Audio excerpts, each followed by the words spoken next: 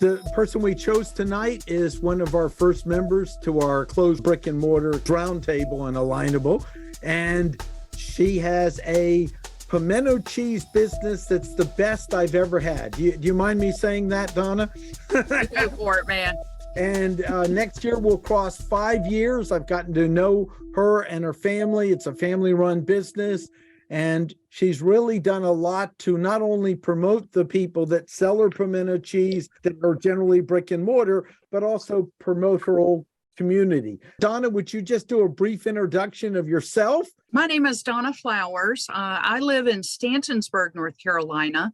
And about, 10 years ago, we were on our way on a mission trip, and we needed to collect some funds to go on this trip as a family. And a neighbor came by as I was making pimento cheese for the last time. And she said, let me try it. So she said she didn't like pimento cheese, but after she ate that I had made, she said, oh my goodness, this stuff is awesome. And said basically we needed to stop all the things we were doing to earn this money and to focus on this pimento cheese. So we threw up a table at a church craft sale, and the rest is history. When we got back from the mission trip, everyone still wanted the pimento cheese. And so we were really excited, but reluctant at the same time, because we really did not intend for this to become a business. But shortly after that, a Dream Fest competition similar to Shark Tank came up, and Martin was just right there. I don't know, I had taken some of Martin's classes previously, and he offered assistance to the entire group that would be in this competition. And so we followed everything by the T of what Martin told us, and we took second place in this competition. And so we are 5 years out almost from getting that second place of $5,000. And we were able to get our business up and running so that we could be able to continue to share our pimento cheese of original and jalapeno. So that's kind of to bring you up to speed of where we are currently. And I tell you, Martin is just a fantastic business mentor, success coach. I have to say, he won the competition. We just did what he said. So thank you so much, Martin, for allowing us to share tonight. And the topic I wanted to talk about is, we've talked throughout the class and time of what you see businesses doing well and not in the fluctuations, because some have more seasonal times and some don't. So I really like to get your input on some of the things you've seen that business have done well, and some that they didn't know that you were able to kind of give them advice. Because as someone bringing your product in, if you can help them make more money, they're going to remember your product. That's right. Well, I am a former mystery shopper, and I have always enjoyed that type of platform to be able to see what people are doing, this and that for the positive. And, when we walk into 40 plus locations on a monthly basis, it is apparent of things that are working and things that may not be. But the things that I think work is just having a good frontline person. When someone walks in, a customer walks in, they're not on their telephone, they're paying attention to the customer. And that is key. When a customer comes in and they feel that they are being paid attention to or have access to assistance, I think that is a definite key to get someone back into your business. And so I would say that is the top priority, making sure that your frontline person is not on the cell phone, basically has a smile on their face, a greeting that is warm and welcoming, and just allowing them to be that frontline person, because first impressions do really matter. And so that is definitely a key that I think is best. Well, I want to footnote that. That's fascinating you mentioned it, because back in my days of managing a Radio Shack, I took over the top shoplifted Radio Shack in all of Raleigh and knew it. And I learned that the simple acknowledgement when the bell rung at the front door, smile and say, "How are you? Good to see you. Let me know," reduced even shoplifting in the store, that acknowledgement. And we have a downtown club called City Club Raleigh. And when you get off the elevator now, small businesses can't do it, but they stand up and say, "Hello, Mr. Brossman," when you come in. So I think this is something that shouldn't be underestimated. That acknowledgement has multiple payoffs. And you can tell when you go into smart convenience stores in rural areas, they always greet. So I think that's a really good starting place, is just that aspect. Make sure whatever it is, the moment they come in, someone's touching them to get that connection. Then the other thing is fluctuations in business, because you've seen up and down. You've seen some of the businesses go under during the pandemic. I do want to tell people that you actually had your business grow during the pandemic. And which is exciting because of the techniques you used in not slowing down during this time, but adjusting as well. Would you talk about anything you saw where people have, when the lull occurred, how they adapted and how they were able to adjust to stay survived, and maybe some examples of what tragically they weren't able to do that didn't contribute to their survival? Right. Well, again, just having that frontline person. Another thing is keeping in mind the five senses.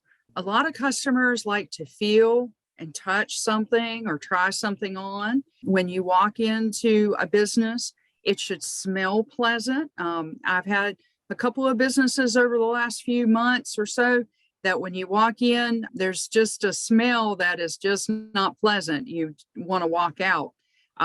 So, that is a lasting impression when you walk into a business and it doesn't smell or feel good.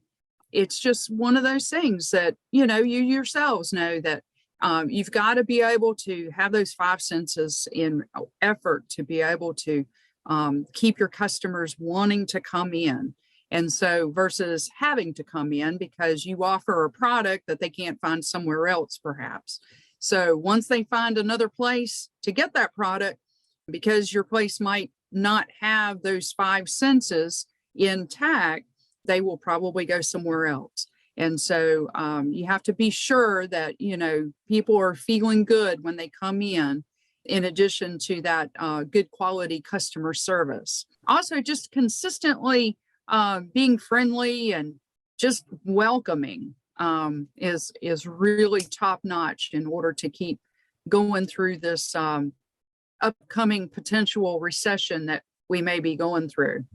Yeah, Donna, one of the things I'm curious about from a standpoint of kind of some of the fluctuations and some of the, like, especially in businesses where gifting is a really big piece of it, where there's holiday shoppers or, people that are giving out Christmas presents, and that's driving a lot of the demand during the month of December.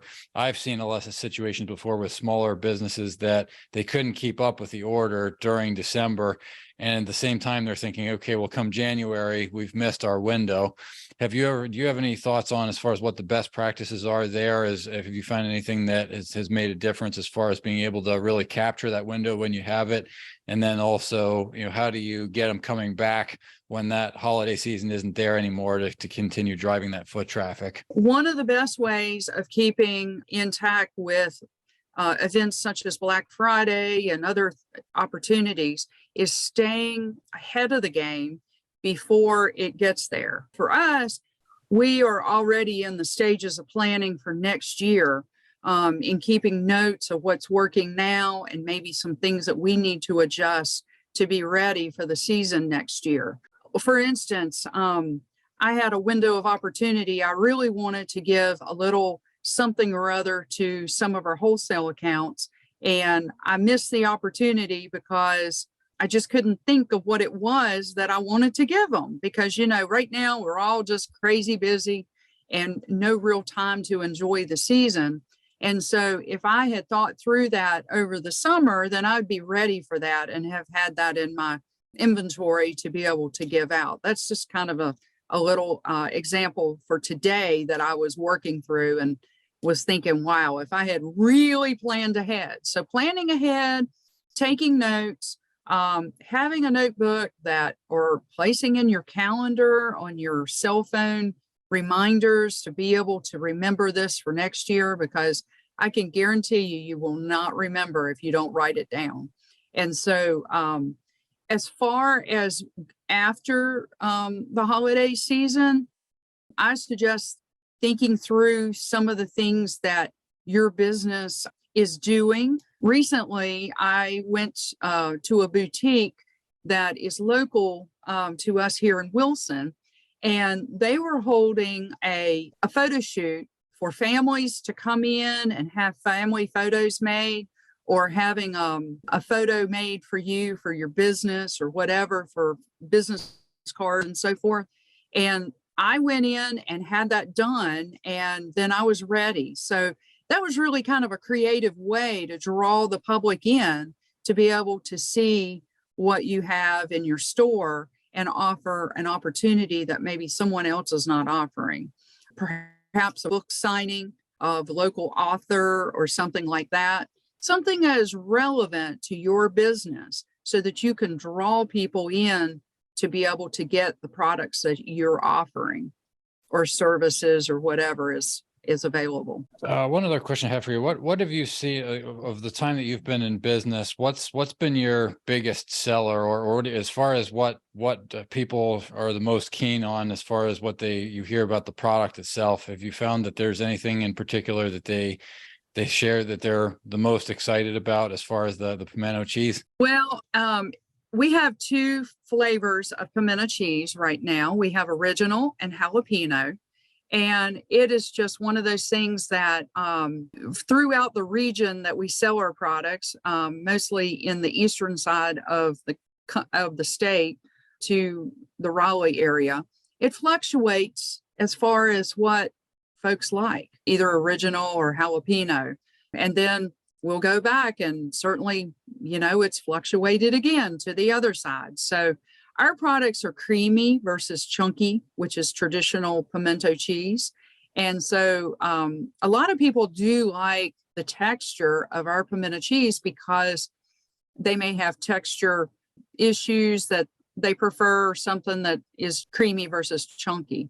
So it just fluctuates. It's really one of those things I think we could do a science fair project on how people change from one side to the other of jalapeno or original. One of the things you brought up to me as you were going around to the different brick and mortar that are selling your product is how many people you found were not actively updating their simple Google business profile with content.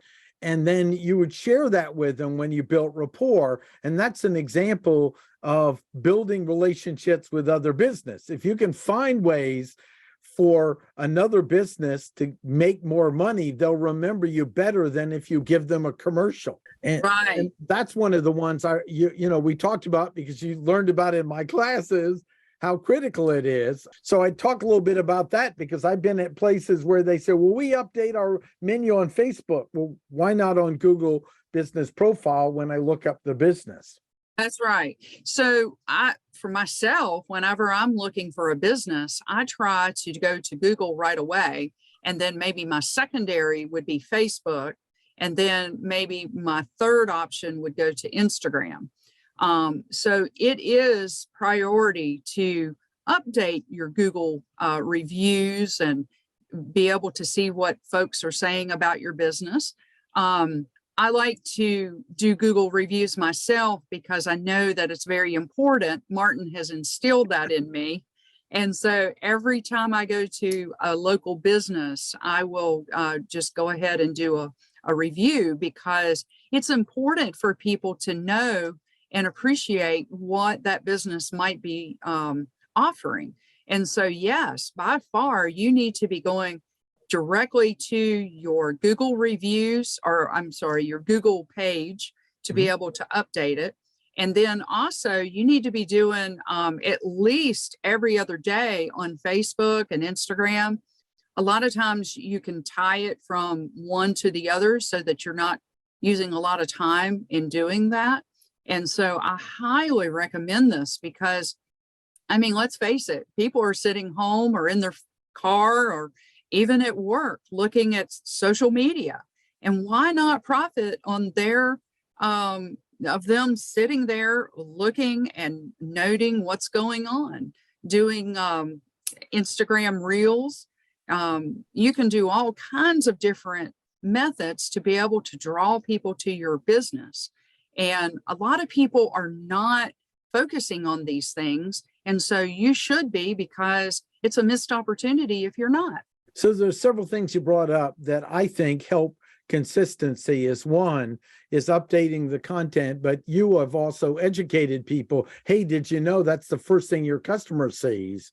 And also understanding that you can write reviews as somebody in your community for the businesses you like. Now, what I've always told people, if you don't get along with a business in your small town, let them fall under their own. You don't have to be the one to give them a 1-star review.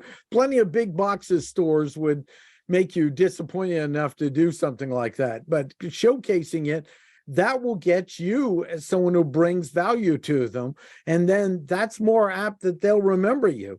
Another topic I want to talk about in businesses during these time periods is attempt to find things to fill in during the lull that's a complement to what you do. And I'm sure you've seen some of those where, okay, we have a lull, we do, kite sailing during the summer. What can we do during the winter? And thinking of, is there a complement where I don't have to reinvent the wheel? Well, you just have to kind of be creative according to what your business is. A lot of people are really enjoying the personal side of things. Like my husband and I were at a location over in Clayton on Saturday, and we took a photo with Santa and the Grinch. And we have more likes than we have had in a very long time from those pictures of just us. It was nothing about the product. It was about us. And so I suggest being a little more personable in that. A lot of people just love to know a good story. And so, you may have want to share your story of how your business started, or perhaps a story of why you brought a certain product in. Or someone who maybe works there at your store. That would be a great opportunity to showcase and make your employees feel good about, them offering whatever it is that they do at your business. And so you have to just be kind of creative and just jump in there anywhere you feel that you can to get started. As long as you're doing something, then you're doing it right. Just do something every day you can possibly do so. There's another thing with people getting and keeping employees. One thing we've noticed, and you've seen this too, we've talked about it, is younger people often care what type of cause the business has.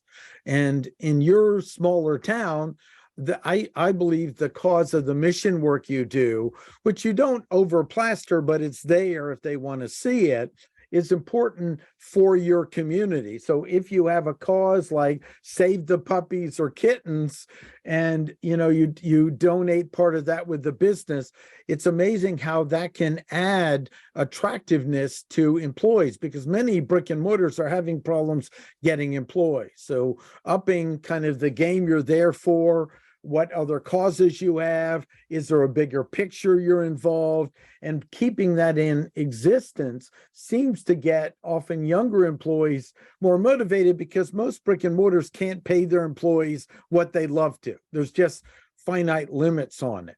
Yeah, for a couple of years when we first started our business, we actually did a coat drive in the wintertime, because everybody has extra coats in their closets. And so it allowed the community to feel a part of our business and the efforts that we were trying to do to support missions, which is, caring for the needy as well. And so, you have to just be creative.